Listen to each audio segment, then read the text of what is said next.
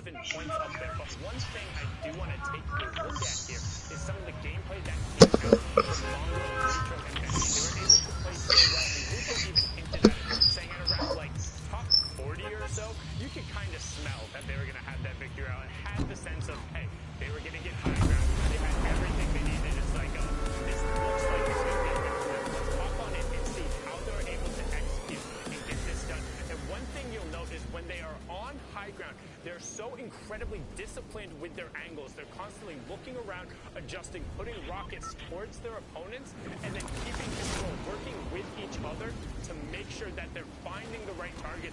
I mean, Mongrel's aim on people who are in the air, honestly, you'd think he's using a controller, the way these players just get beamed as they come through. But no, it's amazing, bro. Just as Mitra would say, that's crazy. They are running it on the high ground, and for me, that's what's so impressive. In a meta where there's so many RPGs, so many shockwaves, the way they're able to not only take initial control, but then run the rest of the lobby without having to drop down and putting themselves in bad situations. They were never threatened. Count the number of times in this clip that bullets are towards them. Everyone else is so focused on just trying to rotate and avoid damage from above. Really anything in terms of defensive play, and they can just focus on going forward, and it seemed like it was just going to be a win. And honestly, I want to roll this all the way back to Xiaowei just be talking about the retail drop spot and how your early game sets you up for an advantage. They have so many tools at their disposal, from ammunition to rockets to excess shields to having enough mats because they had rotations early on to hold the high ground. And so clinical, and I promise, if you are a trio or you're just interested in competitive Fortnite getting better, go and load up these guys' server replays. Watch them play.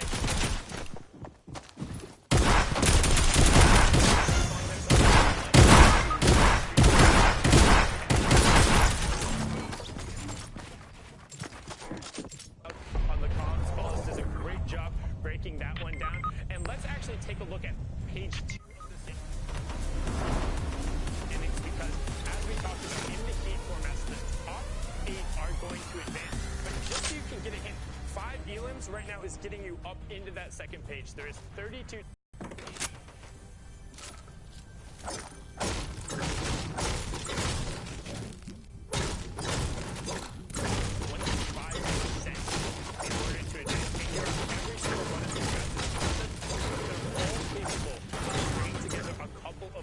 You have 6 games, a third of them are down. You're now into kind of like the meat of it. In the next 2 games, you don't want to fall out early. So expect to see some intense battles early on and maybe a little bit more passive play kind of in the mid game, because people don't want to get dropped out. You don't want it to be a third game and then fall out and realize, oh, we're that much more on the pace now. We need to be pressing forward. I think you'll start seeing aggression in games 5 and 6, but 3 and 4, they're going to be playing a little bit more like me. Hanging out, just being like, oh, there's people over there? No, I'm good. So not like me, who does not even get to play. Yeah, let's see how things go, because again, like Sunun's saying, you have to be top 8 if you want to move on to the final. So for a lot of teams, I think we're going to see that though. Maybe even some teams that are even top 3, they want to try to get down. They might just say, look, we're going to contest MMB at retail. Let's just go for it. We have 6 games. Let's try it once. If it doesn't work out, we'll change up the plan, but I mean, I know, that's a tall order. I'm aware. I wouldn't say, like, retail loot is strong, but there's a reason why you see the most dominant teams kind of stay there. Because it's like, come and challenge us. If anything, that benefits us. We're confident that we can take those early game fights with you. Like, if you want to like, that's fine, but these guys will end up running at you. They will for them, like, they see 50 bucks, and they see points on the leaderboard. They see ways to climb this way up. No, it's serious. That's how MMB, that's how Volts and them, that's what they look at retail as. If you want to come there that confident, and the mental game is so important, particularly in a heat structure like this. In the first 2 games, if you are hanging around off the stage, like, we really get it. You're able to a victory royale right now would put you through. And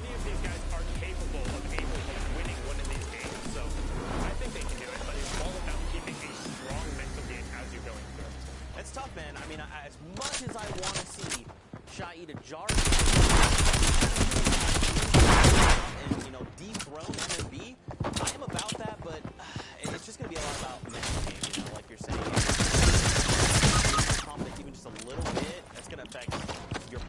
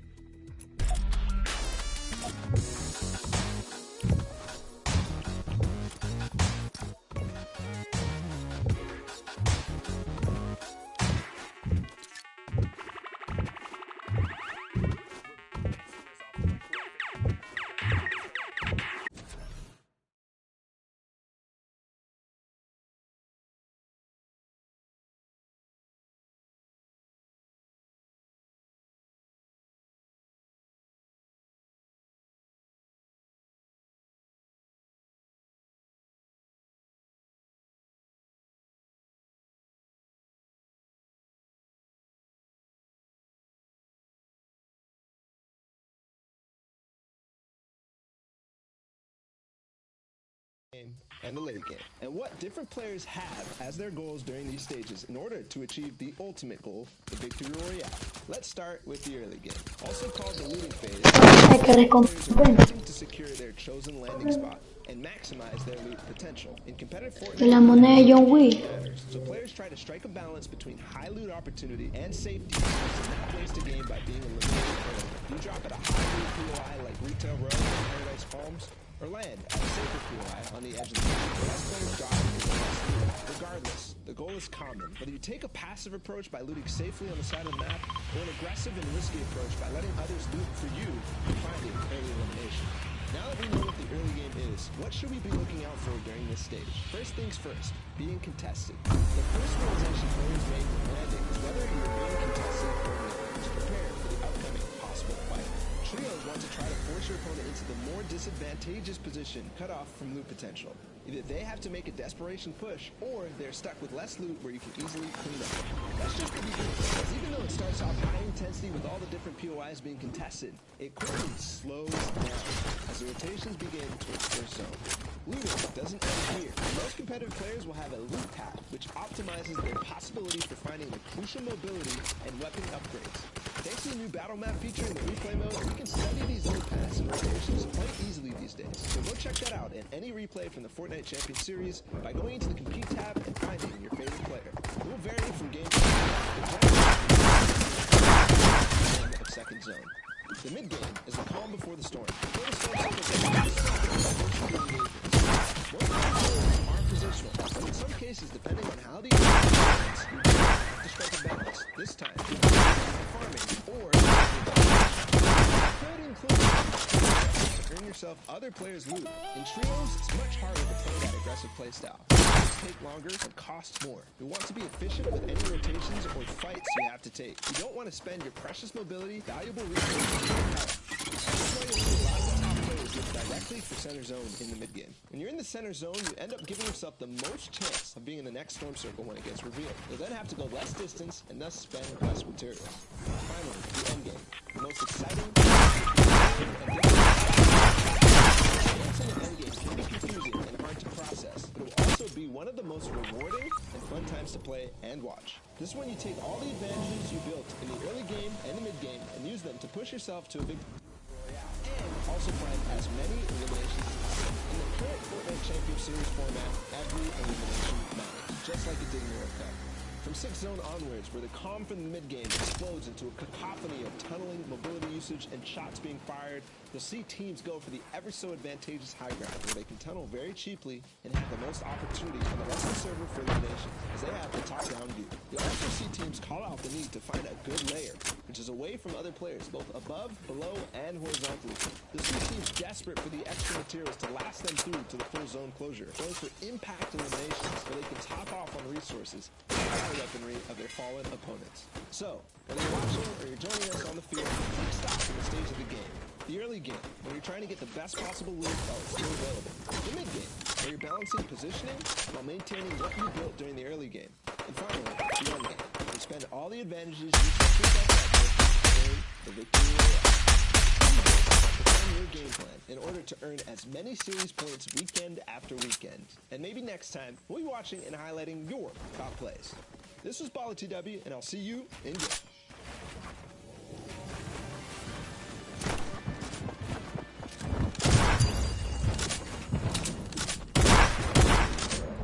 Hey guys, Shy Wager, bringing you a flexible, customized, every trio is utilizing in the We're going to be taking basics on the end. To get started, let's get a refresher on what shockwaves are and some of the basics. Shockwave grenades are a utility item. Maximum stack size is 6. When thrown, the shockwave launches anyone within its out-of-the-half radius far distance and kills in the process. Added protection from fall damage for the players who use it. The most effective way to gain maximum distance is to time your jump well with a shockwave right below you, angling yourself above it for higher vertical movement, or towards the side of it in midair for horizontal covering. If you use a shockwave you will be able to go about 5 layers of wood, brick, or metal before you come to a stop. When going for height, if you don't get stopped by any opposing player's builds at all, you can reach upwards of 7.5 tiles in height, giving anyone above you a surprise and changing both yours and your enemy's game plan in a split second. Although really easy to understand and use individually, once entering the atmosphere of trios and teamwork, the use of shockwaves enters a whole new dimension. There are deciding factors in win conditions if used properly, allowing for easy positioning and rotation. Using them and sticking together after the landing is efficient and gets your whole trio online, ready to fire at a faster rate compared to the rest of the competition. Later use grenades for later use brings an element of surprise as well, and a level of shock to the whole server. Looking at 8th and 9th zones with densely packed endgames, vertical shockwaves make high ground and mid-game with patient trios and surviving solos a way to counter long tarps and bases towering above them. Facing off against 3 players usually proves fatal though, as you are vulnerable throughout your whole fight and easily targeted by the trio you're trying to attack. Turbo building walls on the way up from your shockwave can work against this though, because height or foundation easily shot out of anything with shockwaves in your giving you 4 positions away from the trio, building defenses, while giving you and your teammates their entire health and shield pool if used at the absolute incorrect.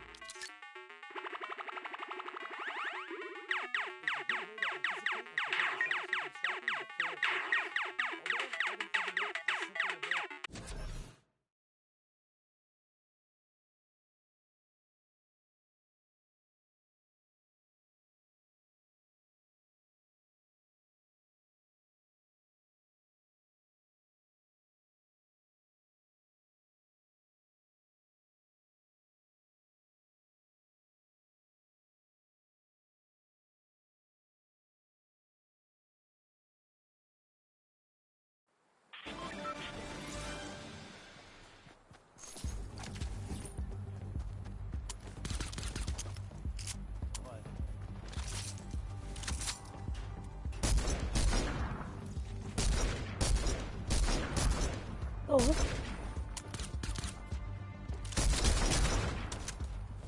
Oh. bootyCalls420.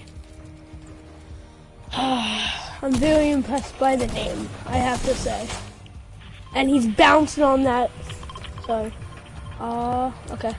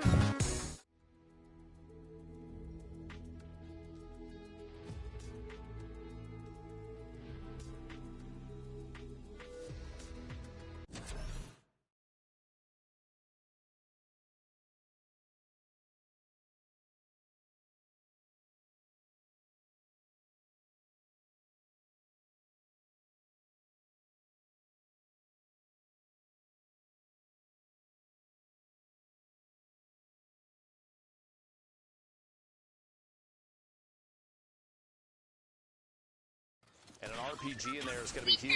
Tack shotgun shots back to back, finds the third one, and that is a solid 3 eliminations for Psy, while Gamer making it up for the loss of Silence down there.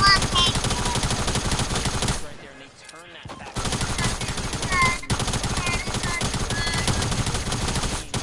As I, you know, it's good to see him pulling up and performing here, as they now are pretty much clear. They have the zone. They're in the clear. They have the zone. They can get this Alarm. off. So Silence is going to be able to come back in the game as he gets hit up on the reboot ban.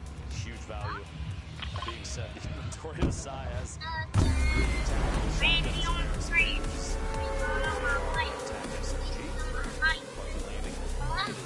calm at this point. A lot of builds, but no competition left down here as this trio is going to be able to pick back up. Eventually finish winning it down here, farm any materials they can get out of it. They're in the safe zone. The circle still has 38 seconds before it closes, so they're not feeling too much pressure in any way right now. We'll have to see where the next circle goes. This is a good opportunity for them to build up a big buff of materials, healing, any leftover loot that might be down here. Make their way into the next safe zone without much issue. Meanwhile, Super, Sammy, and Dream pushing from outside of the storm. Yep. The far east drop here in the desert. Such a weird place to play as well. The moisty palms where you can't just crouch freely. You have to be very cautious. A lot of the competitive players opting to unbind just in case, you know, you don't want to make any mistakes there. And honestly, if you do that, you're kind of in the advantage. You set yourself up for success, so you don't make any mistakes in PvP. I know myself, I crouch fights all the time. You don't really realize it happens, but it's a tough break when it does happen, I'll say. Looks like an attempted shockwave right there. Let's see if it does get the picture. A knockdown is rotating into the storm. Get this safe. It's going to be a nice little knock there. It's going to replenish his health up. There is a player outside of the storm line. It's going to be his teammate, Will, who's waiting nearby. And you can see over at the other kind of crater there to the left where you can farm up all the stone. That's probably where the rest of that guy's duo is. Most likely, I should say here. But someone does see the rotation. They're pushing on in. We have a trio coming in. I say now's the time. You have people just coming in from the storm. You think you're in the better position. Pushing is basically a no-brainer. See here, gonna have to fight to stay in. Heard the shots outside the storm wave. You figured you might as well push out. These guys are going to come out with a little bit of toughness. Anything to have that advantage there. Dropping back. All right, Sammy, Will, and Super here says, you know what, this is not the battle we want to take. The third party, oh, it actually isn't the third party. They're just pressuring here, so they want to back up. They want to reset a little bit here. I don't blame them. You basically started that fight not as a full trio. Sammy was still outside in the storm, and so rotating back away and saying, this is not the fight to take. Not exactly in the best spot. Plus, if you think about it, they did force that team, the team that applied pressure from inside the safe zone, to burn through some traps. There's some zap traps in the wall, so you got rid of those later in the game. Ultimately, kind of a win-win. Set of eliminations here. This is a nice little look right here. You can see those teams that are on the west and north side of the map forced to fight their way down now. Quite a rotation here as the zone seems to be pushing all the way south. So the later you move, the more congested this rotation will be, the harder it will be for you later in the games. You really have to be early, especially when the zone favors one side pretty heavily. Better players try to rotate nice and early. I'm looking for Nazir to hit a snipe shot here. He keeps pulling that heavy sniper out and taking a look. Hasn't gone for it yet. I would say position-wise, not the best call. You draw a lot of attention to yourself as you are further outside towards the edge of what is currently safe. So people are probably going to look back and try and storm you. But you imagine Nazir hits a snipe right there in the rotation in. They suddenly have an advantage. A trio versus only 2 left up. They can push through, pick up 3 elims, all the materials, and make their way in the safe zone. This battle up with that side. They catch the knock. They don't need to kind of seal the play. You know what? Instead, we're going to focus more on the zone here. They're going to get ahead. So they use that little bit of distraction, downtime, and chaos to get ahead of the zone here. They're probably still going to convert if they can get to the zone first and then turn the battle back around. Depends on how fast the storm is moving on this edge. They are closer to the short side, so it's moving slower. But yeah, you have a chance maybe for a pickup there, but I think, like you're saying, in that moment, they say, yeah, we got the knock, we could push forward. The placement at this point probably more important. You're looking at 26 trios remaining. You don't get the placement points until top 15, and even then, it's only 3. So right now, pushing into the storm, getting to safe, very, very important. You want to try and make it to that top 15 as early as possible. Get to a safe spot so you can sit and wait. You saw a little bit of a storm surge warning there. Be cautious when they take the zone 3 ratio. Storm surge will start to so it's only one trio probably affected right now. This is 105 damage above. But anything can happen. Team can to fight. So at this point, only one player needs to go down too, and we might actually find it. There it is. What a snipe! FHD looking back to the east over there. Quick little 57 body shot. They're going to try and apply pressure. Teammate up top, trying to secure, maybe get a chance for revive. Stinks. They actually used a lot of resource just trying to keep that player chucked back. The zap trap and the stink. So using all, if not most of their drones out there just to hold the power squad down here in the factory area. And this is the second time now they've caught a knock and they haven't quite, sieged the moment. Very patient. Will it bite them in the butt later on, though? Honestly, I think that's the smartest play, because you see right now, all 3 of those players up on the hill are stacked up next to each other, and they may have seen, because you had people that were rotating in, I believe that's southeast, the little factory area they're in right now, so they get the knock. Yeah, you're down below. Your only option basically is to try and take shots on the structure and get the knockdown player exposed and immediately eliminate.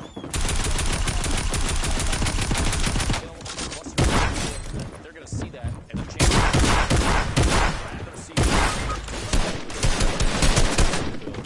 all is what might happen, and you see on your mini-map that almost is the call there. That trio, the one that they got the knock on, there's a team further outside. They're going to get pressure from the back. They have a chance to sandwich. That might be eliminations that they can pick up later, rather than applying pressure and maybe getting third party themselves. I almost also want to say, though, that's the same team that done got sniped twice by FHD, so he's a magnet for the heavy sniper. Gotta be careful, buddy. Little tuck the head. Gotta duck. Careful on the peak. 7. Teams are collapsing everywhere. Minute left. And he catches another one right in the tail. Aziz TV is going to go down, and this time they are not safe. It's time to battle. They want to get through with less than a minute on the clock here. Cracks open the wall. There is a team near. They can hear the shots. They're looking over if you look at your map, but they're going for safety instead. It's a long rotation. Around. You see that those 2 trios in the southeast side, they're rotating around trying to get in the safe zone. Meanwhile, these two teams that had literally fought each other time and time again now are finally applying pressure. NM7 with a build-up, trying to get the high ground. Not going to be able to do it just yet. Going to wait just a moment. He doesn't want to get pushed without his teammates.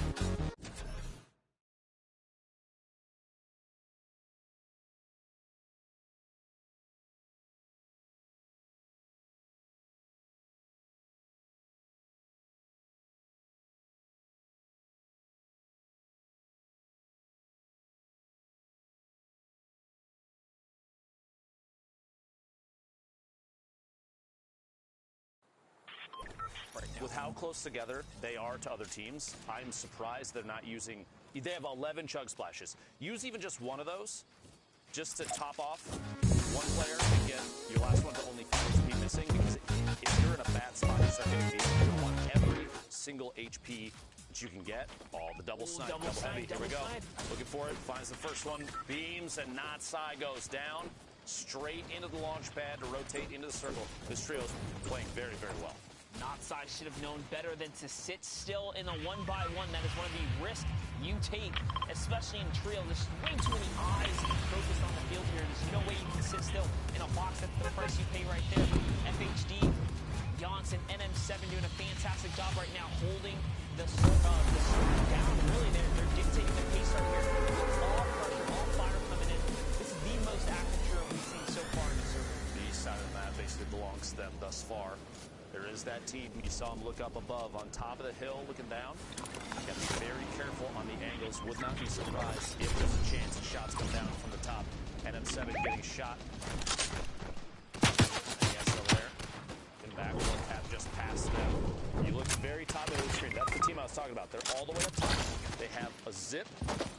Hide advantage. A little window peek on the wall that's ended right there, just out of the screen now. You're also down in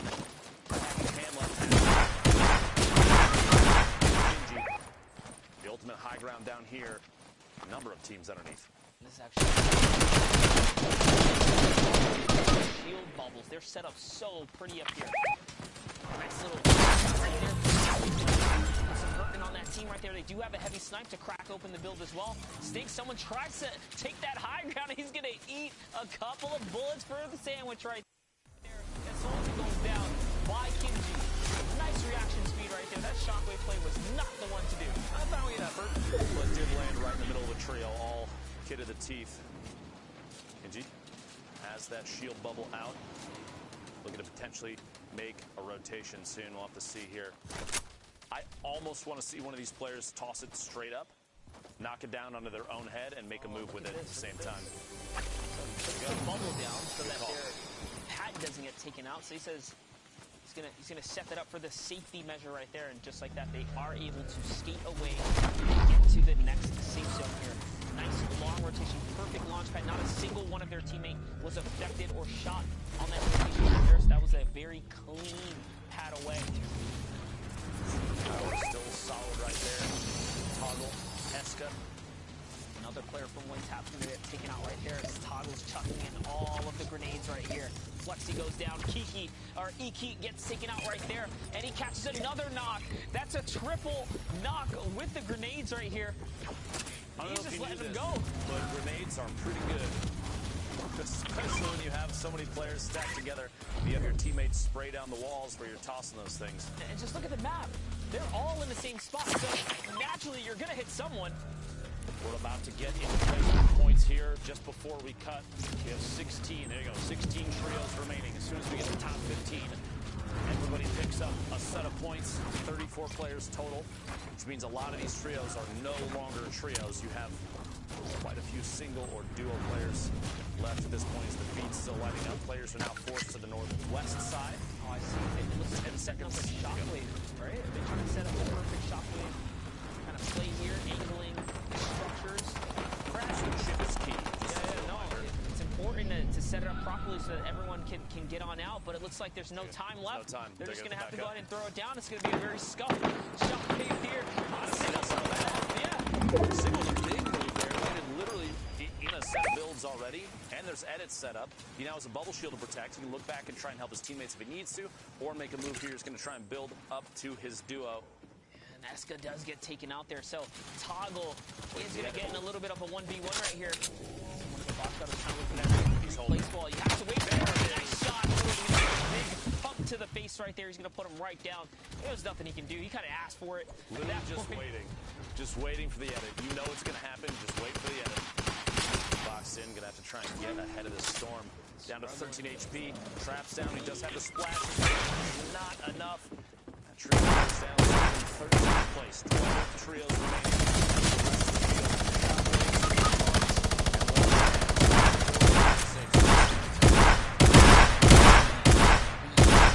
Zone 6 already situated up in the high ground. Shockwaves are already flying all around here. Pop M7 we're going back. Earlier today.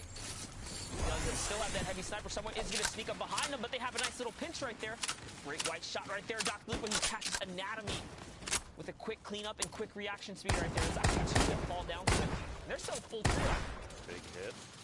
Quick little splash. Put another 20 in that heal. Great Excellent. job. He's let Baker in. Trying to make these quick edits and trying to talk while the team is still healing. That's big. No match left. M7 is empty now. They're going to have to trade off who's doing what. Still making moves, though. Shield there.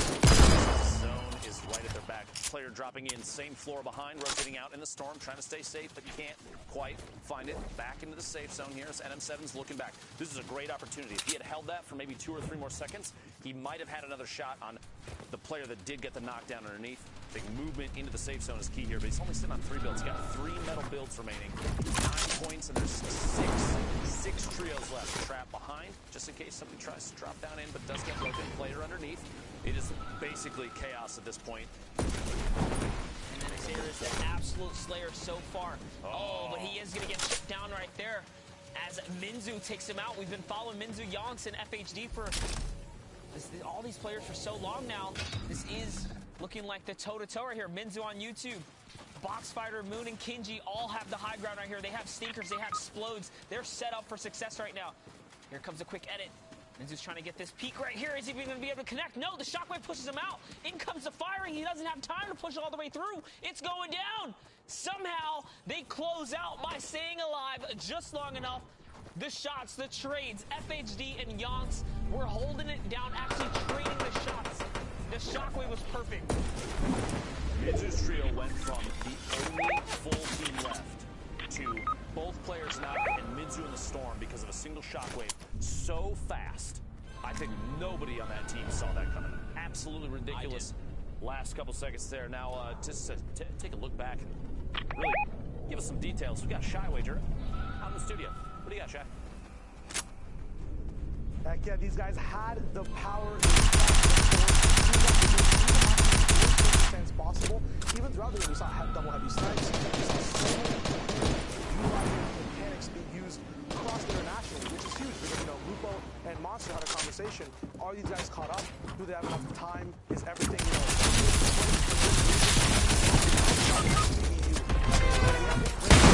a little bit of separation in the middle. We have NA West, EU, Brazil, as well as NA East, and they're all in that big top 8 region. But we have these top 4s. The first time seeing NME on the board, these games actually broadcasted as well.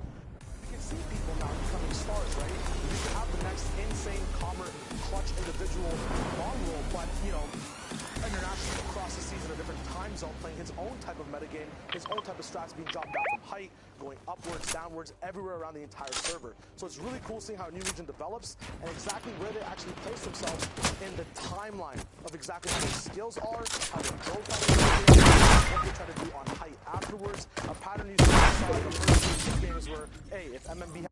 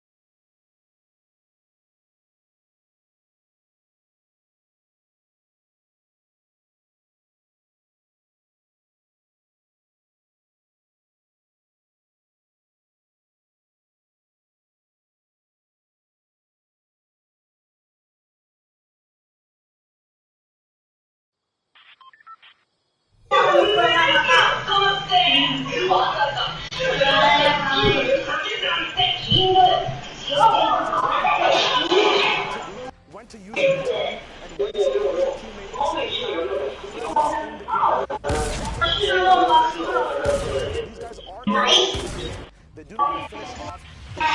They know they're exactly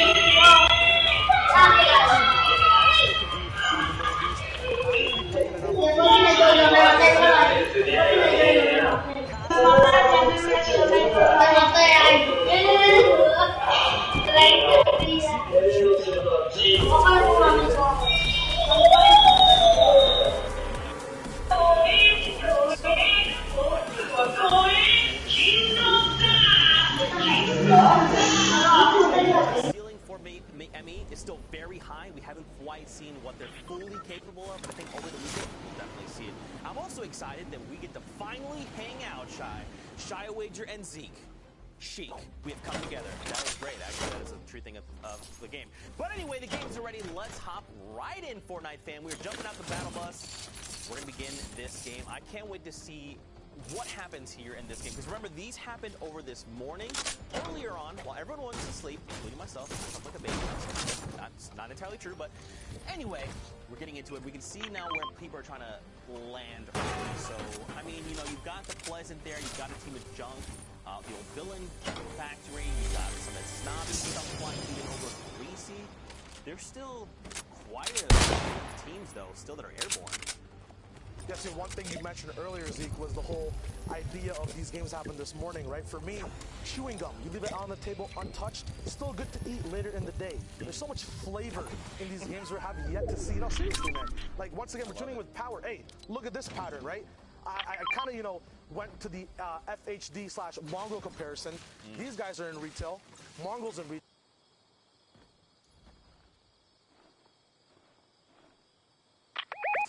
You know, we had Monster, Lupo, saying these guys have been waiting for a long time, right? There's so many VODs they've been watching. They have the knowledge, man. They have the power. Yeah, and now look, they land over here on the, what do we like to call this? The top side is blacktop. So residential. This is residential. Yeah, there we yeah. go. I literally came up with it as you were saying. What's wrong with me today? But they are on the residential side, which is good. I personally, and this just might be like my thinking, but I feel like the loot's a little better on residential side than blacktop. Would you agree? Or do you think it's the other way around? I think that there's more, there's sparser loot on the blacktop side. We're looking at filter right now, but I'm going to keep talking about what we saw in retail. There is sparser loot on the blacktop side. Residential does have, I think, more drop spots on the floor loot. But, you know, we got those bendings on blacktop, so we have more of a horizontal advantage on everything you see. Yeah. So it's a lot easier to kind of, you know, pick a game plan on blacktops. So residential, you kind of have to all in all the time. Yeah. Because if you do get engaged on, like, once again, you're all in, right? We see it in OCE, X2 Twins. They always end up having a fight, some type of highlight. It's really cool. Right now, though, you know, Lupo and Monster went over Tilted Town, the advantages, disadvantages of building and not building. How do you think player opinion has been of Tilted Town from the beginning to the end of how people treat the job? I think originally people were maybe a little taken off guard by the fact that you could not play Tilted Town. And whatnot. It's like, well, yeah, that's still a very big aspect of the game. But now there is a UI dedicated to you testing your shooting skills, right? How good are your angles and your peaks? How good are your rifling skills or even your close quarter combat skill? And that's what Tilted offers in its current state. But we're back on board with the Power Trio. The trio of power. They have themselves a brute. They are looking to take it to this other brute across the wayside. Now what's crazy here is, remember, they have these laser designators. So they're like, hey, there's another one. They're moving forward. Now, but Power's at 18 effective HP, and it's just not enough. It's so in the brute right now, so it's down. And anything else, have to regroup and assess the situation. NM7 does have the sniper, so we can get a cheeky shot off. We can down someone. Like, look, the other brute's like, no, friend, we're gonna hunt you down. Don't worry, don't get too far. Really, like, brute combat is one thing that also has its own metagame, and like these guys know too, right? Focus the driver 100%. You can put into the brute early game, are those that have the same amount of loot? We're looking at on NM7. But FHD, all you have were zapper traps, a bunch of gray items, very easily focusable. And right now, you know, their enemy team is big and hard focused. I'm pretty sure it's the ASMR guys, Spy and Wagner. These guys are just coming in straight up, gaining all the loot as well. One big thing about having a brute in retail, it's like butter on toast. Perfect combination, even jam on toast, anything but mayo. You get these loot spawners so much faster with the stop mechanic as well as the rockets. Granted that they were nerfed at one point, you still have so much damage to instantly just get over and over again. The biggest downside to retail being you spend so much time in there, right? You negate that, you have the perfect into later game and use that to kind of mess with other trios out there. I like this too. The ASMR trio. ASMR. Quiet. Is the brute right now.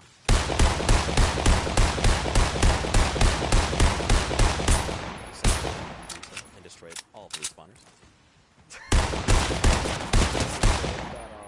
A lot of launch pads, a lot of everywhere for you. Now we are across the way because look at this, Minzu and Kimji. This trio saw an absurd amount of snipes last game. Now many of them they kind of follow the launch based on where they were, but look at this. He drops down and he gets counter dropped. That is a zapper. He's got to be careful. It's okay. All right, I thought that wasn't Moon. I saw a second shot from the right, and I was like, if that is this enemy trio, like, Minzu's gonna be eliminated. There's nothing they can do, but it's okay. Moon was there, he had the assist, and look at the loadout. It's just shining array of colors. Yeah, Happy Hamlet, I broke it down in one of the job shop breakdowns. Vendings galore, so many chests, right? You eliminate as much of the loot pool as possible to what you need to keep looting over and over again. You know, loot drops, chest spawns, every vending that's available to you as well. You get to pick and choose what you want. You use it in the fight as well really fast. There's just one other team contesting you. Looks like these guys are the kings of Happy all the way in the Middle East, which is huge. We have now two big things as well that a lot of people don't realize in the game is when you have kings of a drop spot clash against each other, you don't really see where people come from, right, in the end game when they're on height. But now that we know that we have the ASMR boys having all of retail, we have this rainbow loadout on every single person from Happy, we can now see the storyline build up all the way to the end game of these two star trios at the moment in this game. Yeah, I mean, these guys are looking very, very good, but look who else is here. We've got two trios just in front. There is one player from a trio yonder. There's a trio making their way over a hill by that long ravine there. Okay, so it's Sazerin there, who's by himself. I'm not sure what he's still doing.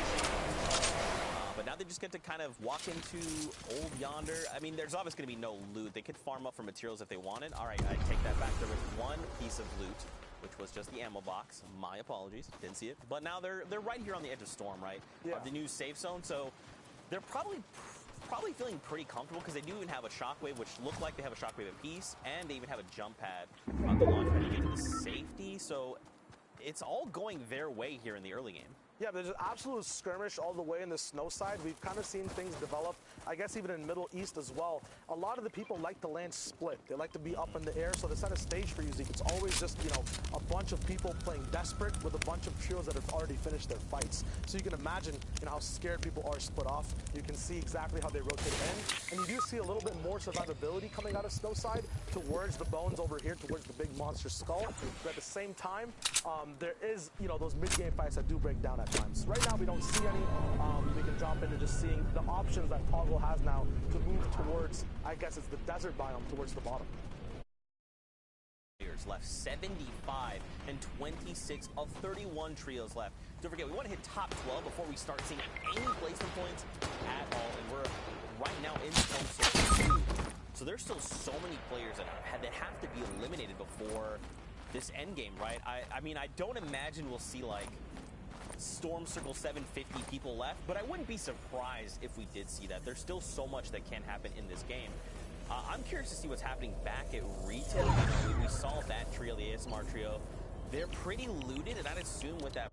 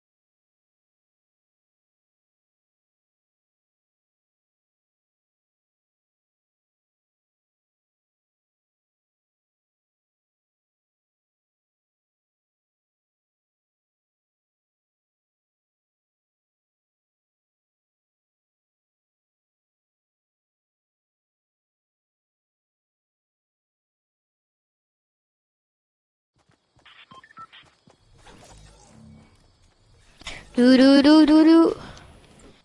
I think we can win this match.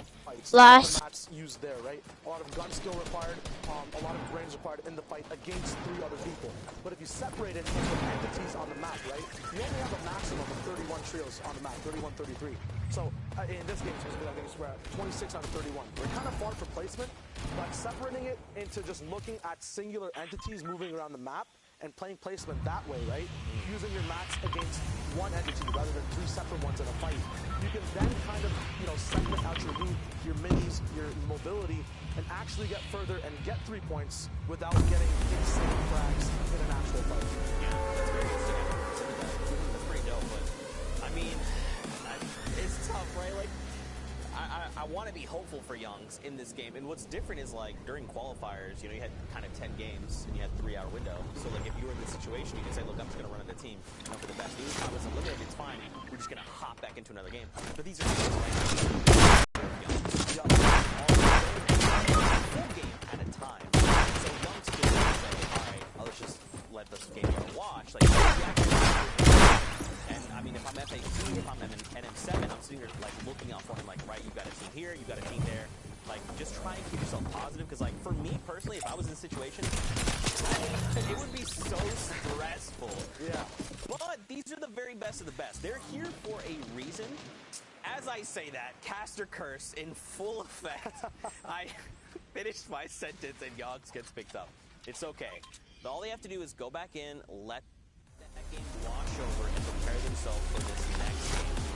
Well, for them, these games are wrapped up already, so hopefully for the next game, he steal themselves, at least hopefully. Yeah, you touched on it a little bit. This is really, it's going to be a weird analogy, so I segue, but bear with me here, right? So the game was on Youngs' shoulders, right? In cartoons, you usually have like an angel or a devil on your shoulders, right? Okay. To break it down for people trying to clutch up in the situation, replace the angel and devil with your rotation, right? Am I looking for free Elam's rotating? Am I looking to play safe? And every time you see one of your shoulders kind of thin, that's what you have to play for. You have to suppress all the other easy stuff you see. Maybe there's a free heavy snipe you can take, right? At the same time, that exposes you, right? Your full shoulder is not lit up there. You got to play at the side of the angel. So if you're trying to learn how to get in the situations, trying to learn exactly how to rotate in the game, what is right, what is wrong, devil shoulder, he saw free tags for rotation. He knows he needs Ingrams because he has 0, but in doing that, he brought the full force of an entire trio out, right? He turned a full 1 entity with a drop of max to 3 people to face 3 separate AR shots. He got erased from the server. Man, that's so dope. Yeah. See, Shy Wager is dropping these knowledge bombs and making my inner child who loves Looney Tunes just so happy, right?